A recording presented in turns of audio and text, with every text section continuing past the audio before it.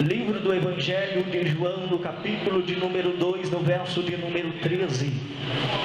Graças a Deus.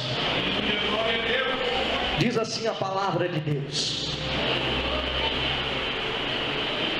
estava próximo a Páscoa dos judeus, e Jesus subiu a Jerusalém e encontrou no templo os que vendiam bois, ovelhas e pombas, e os cambistas assentados.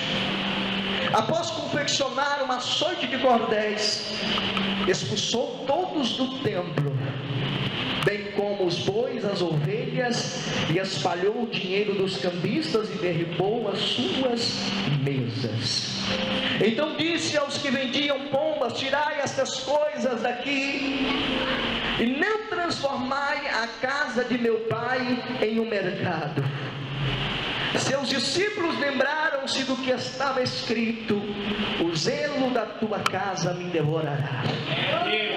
Responderam, pois, os judeus: que sinal nos mostra para fazer isto? Jesus respondeu e disse: derribai este templo, em 3 dias o levantarei. Disseram, pois, os judeus: em 46 anos foi edificado este templo, e tu levantarás ele em 3 dias. Jesus, porém, referia-se ao templo do seu corpo. Quando, pois, ressuscitou dentre os mortos, seus discípulos lembraram-se de que lhes havia dito isto, e creram na Escritura e na palavra que Jesus dissera. Levanta a palavra de Deus para o céu.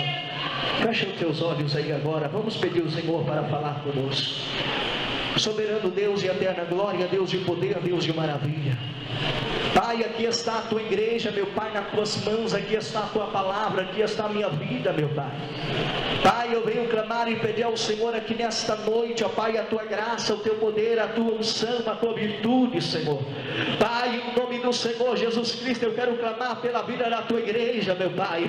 Pai, eu não sei a necessidade da tua igreja, eu não conheço, ó Pai, mas o Senhor conhece, ó Pai, a necessidade de ouvir a voz do Senhor aqui nessa manhã. Eu quero pedir ao Senhor, meu Pai, a tua graça, meu Pai, para que ao abrir da minha boca venha sair palavras direcionadas do trono do Senhor, meu Pai. Pai, eu quero pedir ao Senhor que, se for falar de mim mesmo aqui em cima desse altar, meu Pai, que o Senhor anula, que o Senhor bloqueie a minha voz, a minha vida aqui em cima desse altar, Pai, mas que o Senhor venha fazer a tua vontade, venha manifestar o seu poder, venha manifestar a sua glória, meu Pai. Pai, venha derramar a tua unção sobre a vida do teu povo aqui nessa manhã, venha derramar a tua graça através da tua palavra, meu Pai. Oh, Espírito Santo, dai-nos a tua direção, fala comigo, fala conosco aqui nessa manhã, meu Pai, porque nós precisamos, nós necessitamos, carecemos ouvir a tua voz aqui nessa manhã, em o nome do Senhor Jesus Cristo. Desocupa as tuas mãos, aplauda e engrandeça o nome de Jesus. Vai mandando glória e vai adorando o nome de Jesus. Aleluia! Graças a Deus. Irmãos, presta atenção. A palavra de Deus nos revela, aleluias, como eu de costume tenho eu, por falar pela palavra de Deus, que não é por muito falarmos que seremos ouvidos. E o reino dos céus, ele não consiste em palavras, mas em virtude.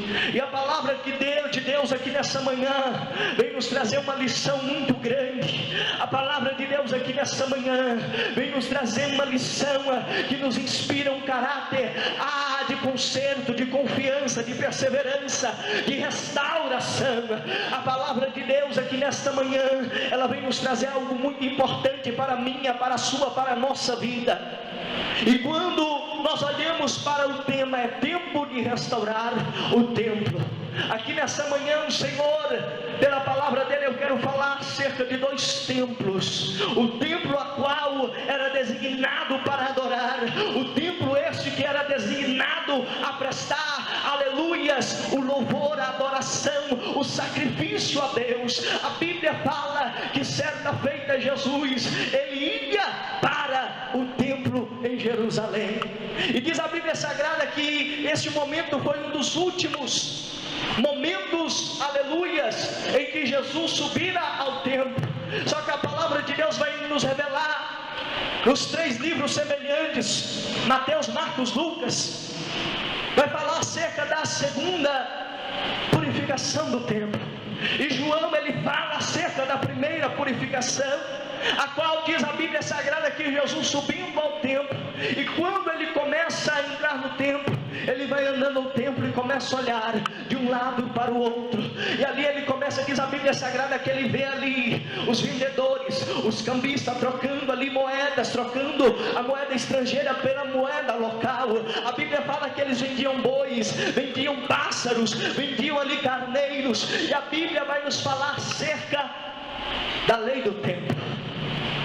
Quando Jesus ele entra no templo e se depara com a cena, cria uma indignação muito grande na vida de Jesus. Por quê? Porque os que estavam ali vendendo, a Bíblia fala que vinham judeus de longa distância, vinham judeus de outras denominações, de lugares longes, para ir até o templo prestar o sacrifício a Deus. E nós sabemos que naquela época somente podia entrar dentro do Santo dos Santos o sacerdote, a qual intercedia, era o mediador de Deus para com o povo.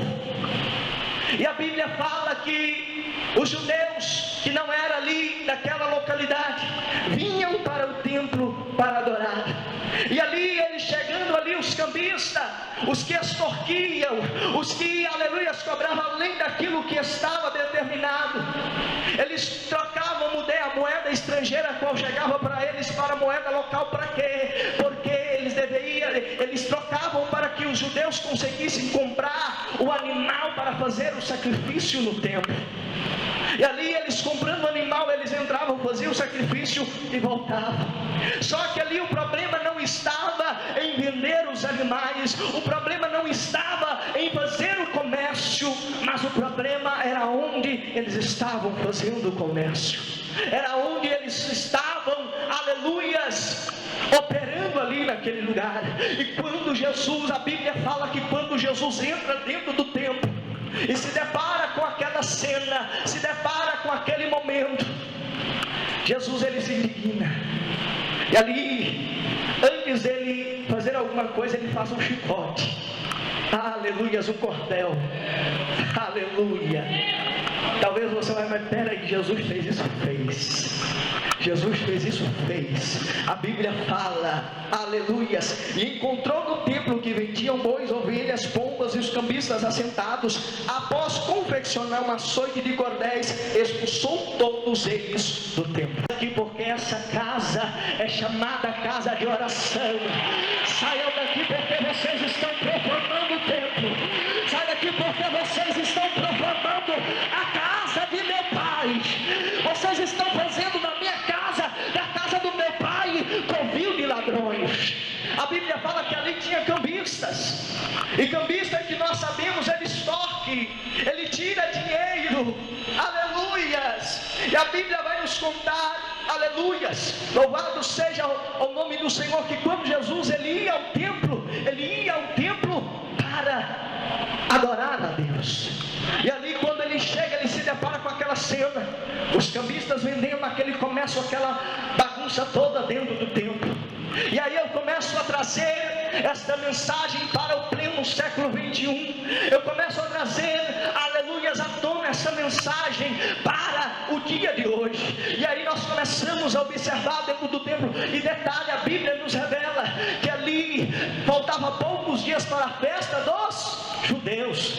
Só que a Bíblia vai nos revelar que a festa inicialmente não era a festa dos judeus, a festa era do Senhor. Mas com o passar do tempo, ele já nem mais, até mesmo já reverenciava os mandamentos, já não mais obedecia os mandamentos, e ali agora já não era mais a festa do Senhor, era a festa dos judeus. E quando eu observo essa mensagem, eu começo a olhar para a igreja atual, para a igreja de hoje, e começo a perceber que não é da mesma, não é diferente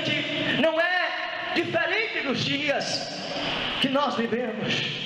Quantas das vezes nós inicialmente começamos a fazer alguma coisa para Deus, quando nós muitas das vezes começamos a fazer alguma coisa para Deus, aí quando você vê que o negócio está ficando bom, você começa a fazer vigília. Não, eu vou fazer vigília para Deus.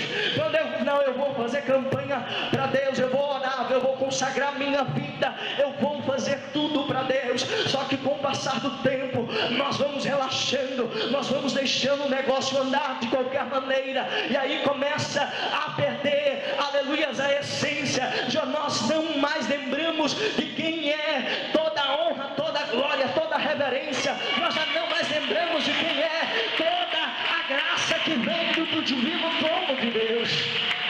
Nós nos esquecemos completamente. E quando nós nos damos conta, nós vamos perceber que nós estamos fazendo as coisas para o nosso benefício próprio. É assim o que os judeus estavam fazendo naquele momento. E diz a Bíblia Sagrada que ali Jesus confecciona o chicote. Ali os cambistas praticavam, aleluias, extorsões, aleluias, vendiam os animais. Verdadeiramente era para fazer um sacrifício, só que eles estavam fazendo isso no lugar errado, e ainda mais extorquindo dos que compravam. Aleluias. Quando eu observo a palavra de Deus, eu medito nos dias atuais. Não tem como você deixar de meditar no tempo presente. O que Deus te deu foi muito grande para você vender ela. A graça que Jesus te deu foi muito grande para você vender ela. E entenda uma coisa, Jesus, entenda uma coisa. A Bíblia fala, não naquele tempo, mas nos dias de hoje, que quando Jesus morreu, subiu aos céus, e quando ele expirou na cruz, o véu do templo foi rasgado de alto a baixo, e agora nós teríamos acesso livre a Deus. E a Bíblia fala que depois disso, nós teríamos um único mediador, que é Cristo Jesus. O único mediador entre o homem e Deus é Cristo. E algo que me chama a atenção é que nos dias atuais não está sendo diferente, porque muitas vezes o homem, a mulher que se diz ser homem de Deus, cristão, que carrega o nome de cristão, de evangélico, muitas das vezes usa, aleluias, eu vou falar, Jesus, Arabacandarabasúbia calamanarácia, Pequebia canturábia laçúbia. A gente sabe que o único mediador, ou seja, o único que nos dá acesso a Deus, é Jesus. Repita comigo: Jesus. E nós sabemos que tudo que não se refere ao nome Jesus, isso se torna condição humana. Nós sabemos que a única coisa que nos leva até a Deus é Cristo. Só que nos dias em que vivemos, nós vemos tantas coisas, irmão. Olha, pega a vassoura ungida que Deus vai te dar vitória. Pega o sabonete da unção.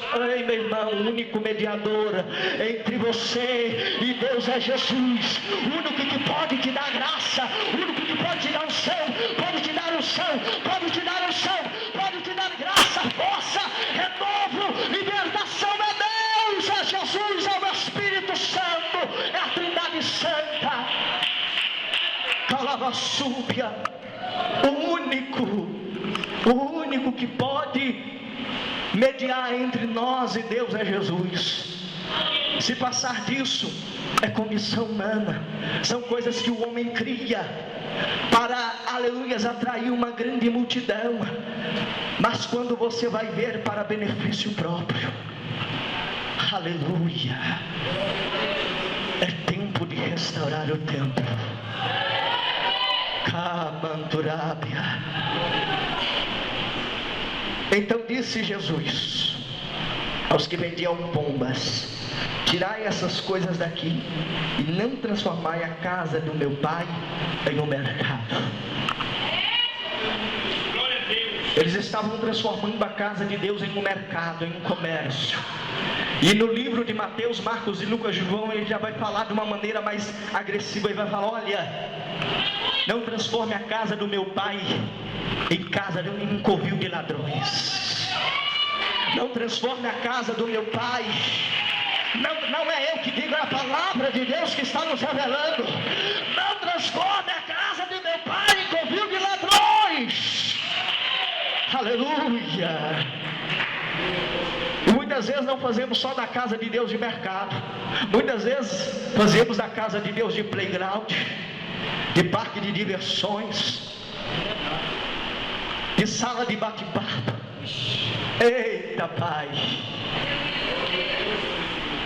O povo naquela época já tinha perdido a reverência. E o que me chama mais atenção é que os cambistas, os que estavam vendendo, tinham a consciência que eles estavam profanando o templo, mas esperou Jesus chegar com o chicote para expulsá-lo eles. Ei, meu amado irmão, antes que Jesus chega para te dar a correção, antes que Jesus chega para te dar o chicote, irmão Bruno, chicote é para bater, tem um cajado, o cajado é para ensinar, é para guiar. Mas irmão Bruno, Jesus vai bater? Aleluia, a Bíblia fala, examina pois o homem a si mesmo. E aí muitas vezes nós começamos a examinar a nossa vida. Só que quando nós examinamos a nossa vida, aí nós temos a consciência que estamos profanando, que estamos errando, que estamos pecando, que estamos contrariando a vontade de Deus. Mas mesmo assim continuamos fazendo. Por quê? Porque está agradando a carne, está espancando a carne, está fazendo o que agrada a carne. Mas é momento de nós mortificarmos a carne e começarmos a operar pelo Espírito Santo de Deus. Aleluia! Santo é o nome de Jesus. Então disse, ou melhor, então seus discípulos lembraram-se que estava escrito: o zelo da tua casa me devorará. Olha aqui, Jesus falou. Eles lembraram do que o salmista deixou registrado lá no Salmo 69:9. Ele diz, olha, aleluias, diz assim, olha, pois o zelo da tua casa me consome, e as afrontas, ou seja, as ofensas, caíram sobre mim. 69:9 de Salmos. Aí os discípulos se lembraram do que estava escrito, ou seja, no livro de Salmos. E quando eles se lembraram, eles disseram, olha, o zelo da casa de Deus me devorará. Ou seja, o zelo da casa de Deus está me consumindo, está me destruindo. Era o que Jesus estava passando naquele momento. E o salmista ele completa ainda, olha, as ofensas, afrontas daqueles que estavam profanando, estavam consumindo. Ei, meu amado irmão, aí eu quero entrar neste tópico da palavra de Deus: zelo pela casa de Deus. Repita comigo: zelo pela casa de Deus. O zelo da casa de Deus me consome. E os que afrontam, os que ofendem ao Senhor, estão se voltando para mim. E muitas vezes nós, dentro da igreja, dentro da casa de Deus, estamos ofendendo o nome de Deus, estamos transgredindo a lei de Deus, estamos fazendo errado. Ei, talvez você fale, mas irmão Bruno, tenha certeza que antes da palavra ir para a igreja, ela passa pelo altar, passa pelo pregador. Quem prega aí sabe disso. Antes da palavra ir para a igreja, passa pelo pregador. Aí quando nós ouvimos Deus falar, olha, o zelo pela minha casa me consome, o zelo pela casa de Deus me consome. Aí eu pergunto para nós aqui nessa noite: será o que estamos fazendo para zelar da casa de Deus? Como eu havia dito no início, eu quero falar de 2 templos. Eu quero falar deste templo de 4 paredes, a qual é designado para adorar a Deus o Todo-Poderoso. E depois eu quero falar de um templo mais especial ainda. E quando nós viemos ao templo, nós viemos para Quando nós viemos para o templo, nós viemos para adorar. Só que muitas vezes não vemos isso. Como Jesus estava entrando, e quando ele começou a entrar no templo, ele viu os cambistas lá na mesa, trocando as moedas, alguns vendendo pomba, outros vendendo os bois, outros vendendo carneiro. Aleluia. Imagina, irmãos, tenta imaginar comigo a cena de Jesus lá dentro daquele templo. O templo era pequeno, e detalhe, eles estavam vendendo no templo onde que era o pátio dos não-judeus, ou seja, eles estavam tomando espaço que nem era deles. Aí Jesus chegou, virou as mesas para cima, expulsou todo mundo, falou: tira tudo aqui. Aqui na casa do meu pai não é lugar de bagunça. Aqui na casa do meu pai tem que ter reverência. Este lugar será chamado casa de oração. Chamado casa de oração. É onde você vai para conversar com Deus. Não é lugar de comércio, não é um playground, não é um parque, mas é onde você presta reverência ao Deus Todo-Poderoso, ao Deus Santíssimo, ao Deus de Israel, ao Deus de Abraão, ao Deus de Isaac, ao Deus de Jacó. Aleluia. Talvez vamos imaginar: peraí, o que fulano vai falar de mim? Mas se eu corrigir algo, o homem lá é grandão, a mulher lá é grandona, a mulher lá tem status, tem nome. Eu vou chegar para ele e vou falar que ele está errado. Ei, Jesus te deu autoridade. O Espírito Santo habita em vós. Abraçure e camarada. O Espírito Santo de Deus está em vós. E Ele te chamou para pegar as boas provas, para bater de frente com o pecado, para denunciar as obras da carne. Jesus, ele veio para desfazer as obras da carne. E algo que me chama a atenção na vida de Jesus, ele falou conosco: olha, eu vou para o meu Pai, mas eu vou deixar, eu vou mandar alguém, e esse alguém se chama Espírito Santo. Ah, canturave aquela súbia. E ele diz: olha, as obras que eu faço, vocês vão fazer maiores do que a minha ainda. E aí muitas vezes nós olhamos para nós, na nossa condição humana, e vemos o quanto somos miseráveis. Nós muitas vezes carregamos o nome de crente, mas está longe a palavra de Deus. Ei, irmãos, a palavra de Deus, ela é viva e eficaz, mais cortante do que uma espada de dois gumes. Ela penetra até a divisão da alma e do espírito, é apta para discernir pensamentos. E aí eu quero falar da atitude de Jesus. Eu quero falar da atitude de Jesus. Sabe que hoje, na nossa condição, o que Jesus estava fazendo lá naquele dia, será que verdadeiramente você teria coragem de fazer? Quando ele está lá profanando o templo, fazendo coisa errada, Jesus chega e joga as mesas para cima, joga tudo no chão, pega o chicote, some daqui. Imagina a indignação de Jesus, irmãos. Eu imagino, aleluias, a indignação que Jesus teve naquele momento. Não pense que Jesus falou: olha, saiam daqui, jogou as moedas. Olha, a minha casa do meu pai é chamada casa de... Você acha que ele falou assim mesmo? Você acha? Quando ele viu o templo sendo profanado, você acha que ele falou assim? A Bíblia fala para sermos mansos como a pomba e prudentes como a serpente. Mansos como a pomba, prudentes como a serpente. Aleluia! Aí muitas vezes, quando nós pregamos, você pregador, quando você prega, quando você ora, quando Deus te usa pela misericórdia, porque é somente pela misericórdia de Deus.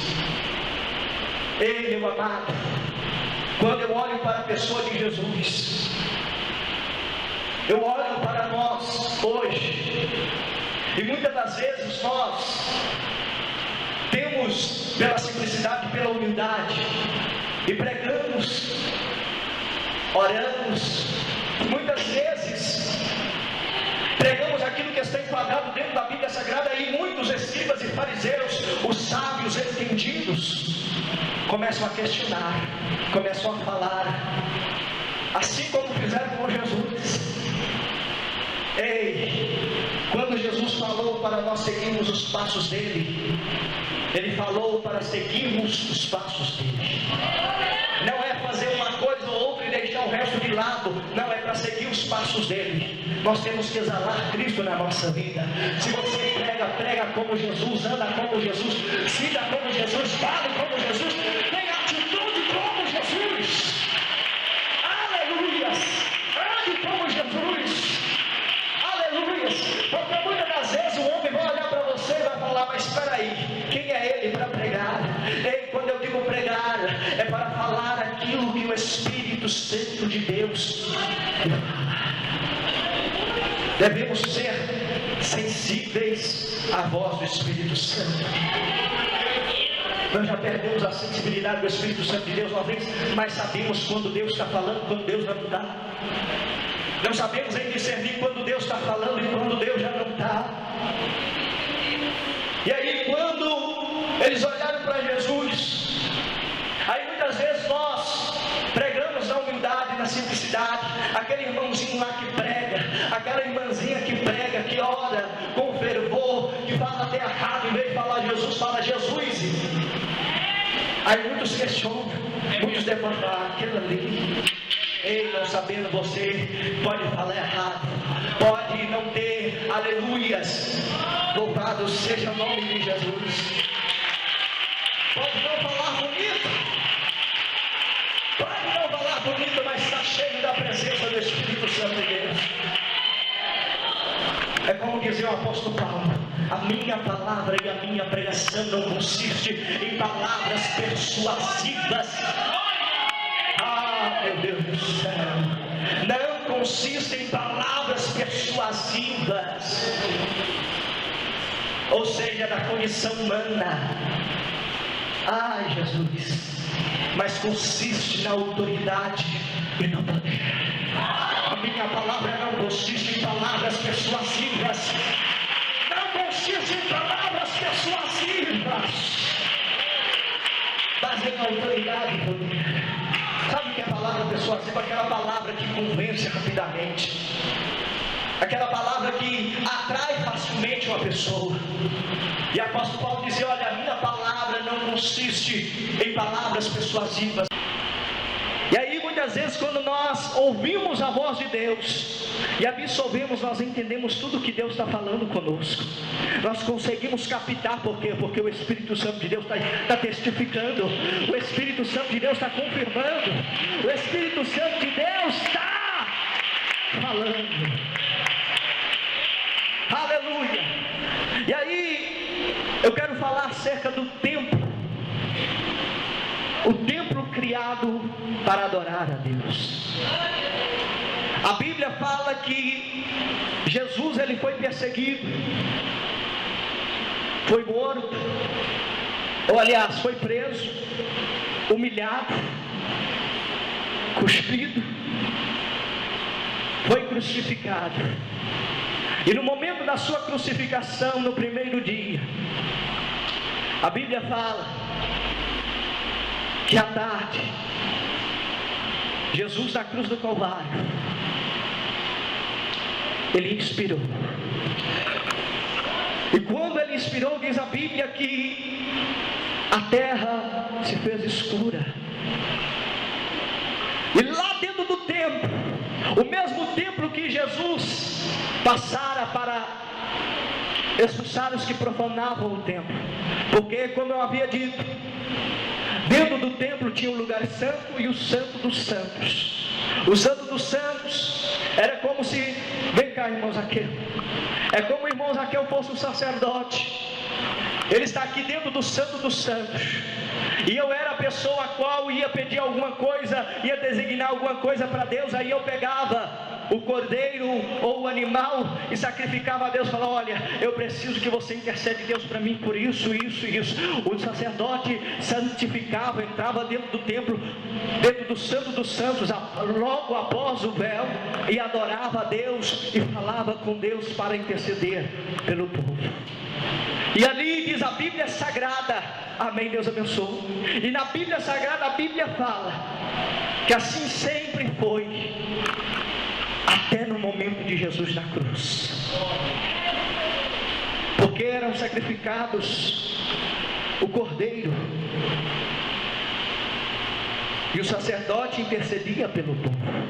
Só que agora o cordeiro que desceu do céu, o verbo que estava com Deus e era Deus, o Deus Emanuel que dissipou de toda a sua glória, desceu agora à terra, para fazer como um homem, para morrer, para sofrer, para padecer na condição humana, pelos meus e os seus pecados.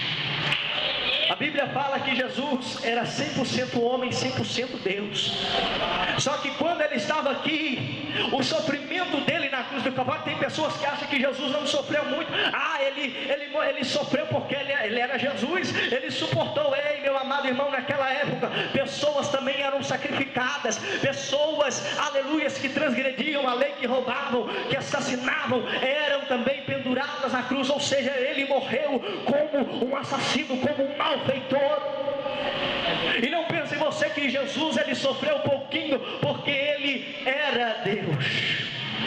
Jesus ele era 100% Deus e 100% homem, mas a Bíblia Sagrada fala que ele se desfez de toda a sua glória. Ele tinha todo o poder e autoridade como Deus, mas ele estava aqui em condição humana. Então todas as dores que você sofre, ele sofreu. Toda a dor que era para você, para mim, para nós, ele sofreu. Toda a humilhação que era para mim, para você, para a igreja, ele sofreu. Então não pense que Jesus sofreu pouco, porque ele sofreu a beça, para que eu e você tenhamos vida hoje. E diz a Bíblia agora que o dia se faz noite. O véu que separava o Santo dos Santos para o lugar santo, o véu se rasga de alto a baixo. Agora o lugar santíssimo já não precisava mais do sacerdote para interceder pela igreja. Agora já não precisava mais do sacerdote ir lá fazer o sacrifício para interceder por o povo. Sabe por quê? Porque o sacrifício da cruz do Calvário já estava sendo feito. O sacrifício do cordeiro que desceu do céu já estava sendo feito.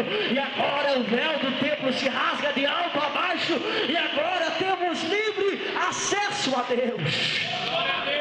Agora temos livre acesso ao Pai. Não precisamos mais de pedir ninguém para interceder por nós. Nós mesmos hoje podemos interceder, falar com Deus diretamente. Ei, meu Deus, que coisa linda. Ei, meu amado irmão, se você observasse a palavra de Deus e começasse a meditar como Deus quer que nós meditamos, você vai entender, aleluias, o tamanho do privilégio que eu e você temos hoje. Ei, era somente o sacerdote, ou seja, homens preparados, santificados, que poderiam falar diretamente com Deus. Só que quando Jesus ele veio, ele morreu na cruz do Calvário para a remissão do meu e o seu pecado, foi para que eu e você tivesse acesso a Deus. E agora, como eu havia dito antes no início, já não precisava mais o homem mediar entre você e Deus. Agora só existe um mediador. Há somente um mediador entre vós e Deus, que é Jesus Cristo Nazareno. Ele é o mediador. Ninguém pode ir ao Pai se não for por Ele. Há um único mediador. Não é fulano, nem beltrano, nem ciclano. É Jesus. É o único que pode nos dar acesso à Nova Jerusalém. É o único que pode nos conceder a salvação. É através de Jesus. Aleluia. Tem muitas pessoas que falam: eu creio em Deus, mas não creio em Jesus. Assim como muitos judeus nos dias atuais. Não, eu creio em Deus, mas Jesus não. Jesus é simplesmente um homem que veio e morreu na cruz do Calvário, assim como qualquer outro. Aleluia. Mas a Bíblia nos fala que Ele veio. A palavra de Deus, o manual que Deus nos deu, nos revela claramente que Ele foi o Cordeiro para salvar a humanidade da morte. E se nós observarmos a palavra de Deus, nós vamos ver o privilégio. Muitas vezes nós não temos mais força para orar, muitas vezes não temos nem a mesma vontade de orar, de falar com Deus. Não sabemos nós o tamanho do privilégio que Deus nos deu quando Jesus morreu na cruz do Calvário. Quando Ele morreu e o véu rasgou, isso significava que agora todos tinham livre acesso a Deus e poderiam interceder quando quisessem. Aí muitas vezes, ao invés de nós aproveitarmos a oportunidade que nós temos de termos livre acesso a Deus para falar com Ele quando quisermos, não fazemos muitas vezes menção disso. Meu irmão, não deixa passar a oportunidade de falar com Deus hoje. Aonde você estiver, aonde você for, fale com Deus. Não estou falando para você fazer, ore. Irmão Bruno, mas eu estou no meu trabalho, como é que eu vou ficar orando Deus ali? Ei, você não precisa de abrir a tua boca. Ora em espírito, continue falando com Deus constantemente. A Bíblia fala para orarmos constantemente, orarmos sem cessar, mas não quer dizer que você tem que ficar falando ali todo momento. Deus quer que você também ore em espírito. Quando nós ouvimos a palavra de Deus falar, olha, orai sem cessar, aí você acha que tem que ficar lá 24 horas. Oh, aleluia, não, irmãos. Quando Deus fala para orarmos sem cessar, é para estarmos sempre em espírito de oração, em espírito de vigilância, para estarmos sempre conectados com Deus. Independente se estamos no trabalho, em casa, na rua, na escola, aonde quer que seja.